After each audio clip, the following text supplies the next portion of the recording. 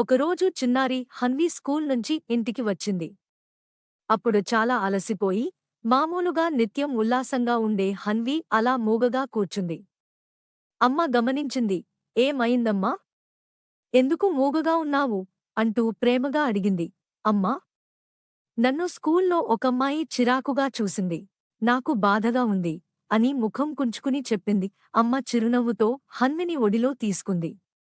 చూడమ్మా, మనం అందరితో మంచిగా ఉంటే మనం మంచివాళ్లమే. ఎవరైనా మనని చిన్నచూపు చూస్తే మన మంచితనమే మన రక్షణ. మనం చెడ్డగా మారిపోవాల్సిన పనిలేదు. హన్వి చిన్నగా తల ఊపింది.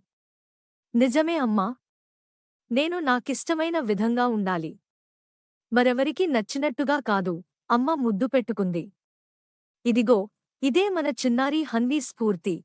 ఆ రోజునుంచి హన్వి ఎప్పుడూ ఆనందంగా ఉండటానికే ప్రయత్నించింది.